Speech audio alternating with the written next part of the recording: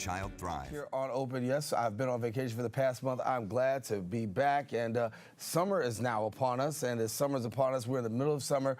We got some great summer tips. So joining us now is the Executive Director of the Bronx Tourism Council, Olga Luz Tirado, who joins us now as we talk about our beautiful borough of the Bronx. That's right. And a lot to do this summer. A lot to do. And really when we think about it, during this time of year, as every place else, but we do attract a whole lot of tourists to our borough. We do. We absolutely do. Yeah. So there's for those who are coming from outside of the borough, and even for those who live in the borough and are looking for things to do. First thing I say is go on to ilovethebronx.com, which is the Bronx Tourism Council's website, and there's a litany of things.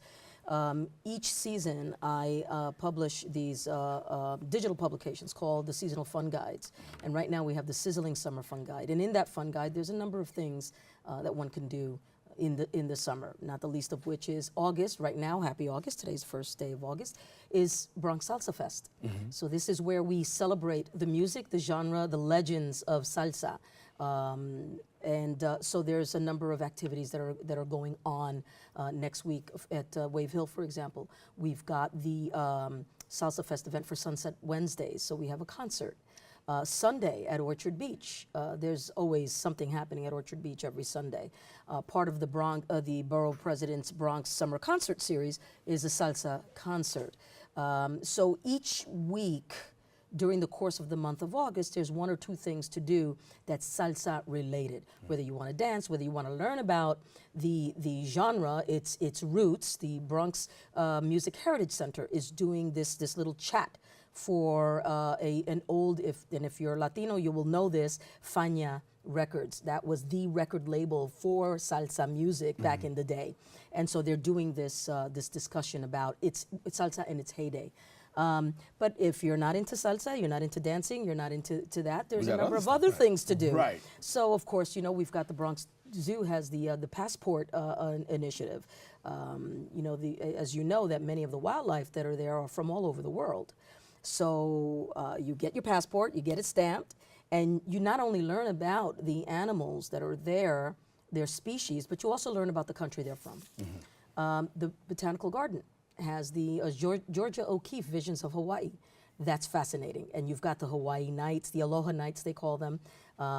Get tickets to that. You can watch a Hawaiian show. You can be transported back Hawaiian style right, in the Bronx. Right. Yeah. And not only that, we talk about the Bronx Zoo because and during the course of the week, they always have one day that's actually free to the public, and you see the lines are literally out there towards the Bronx River Parkway. It's like, hold on, wait a minute. No, it's I call them the big three, right? So the big three are the big attractions that we have here in the borough.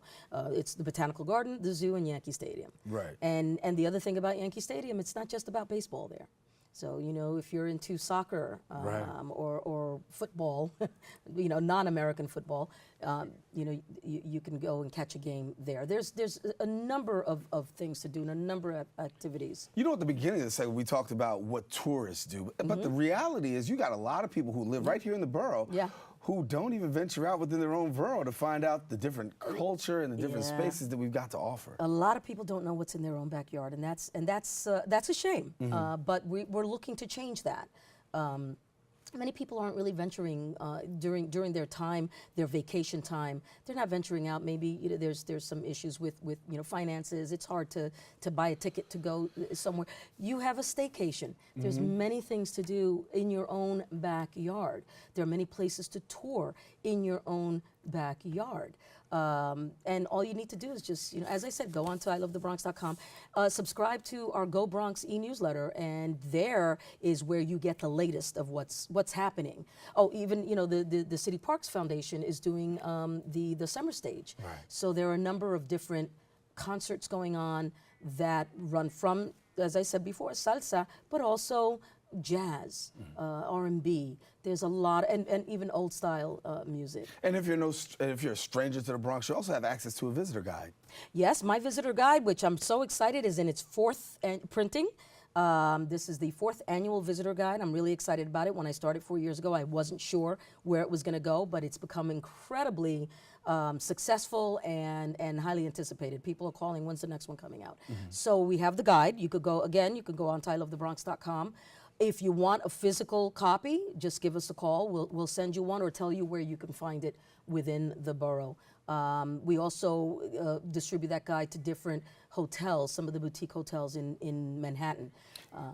And that's one of the things I want to talk about, hotels, because at one time we couldn't find hotels my in our goodness, borough, yeah. but now Yeah. we have the opportunity to have lodging in the borough. Talk about what that does for tourism and visiting. Yeah, well, we're excited about that. Right now, we have, and again, you'll see it in the guide. There's a section in the guide called Accommodations. We actually have 3 hotels in the Bronx right now. We've got the Comfort Inn, which is near Yankee Stadium. We've got the Marriott Residence Inn, which is more towards the eastern part of the Bronx. Right across from our Bronxnet studios. That's right, That's at right. Mercy College. And then we also have the Opera House Hotel, which used to be the Bronx Opera House. And now they've converted it into a hotel. Very nice. The rooms there are just lovely. So that's exciting because that brings more people to the borough.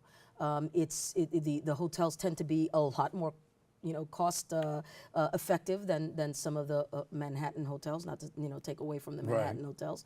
And they're a lot closer to what we want to do. Now the visitor guide is also distributed in those hotels as well. Give us a little bit about feedback from people, because honestly, we hear about New York City, and every time we talk about New York City, everybody focuses on downtown Manhattan, right? But when it comes to the Bronx, there's a different kind of feedback that comes, and I think a lot of eyes are actually open to all the great things that we have. That's interesting because, and I'm so glad that you brought that up, the Bronx is really expanding its reach.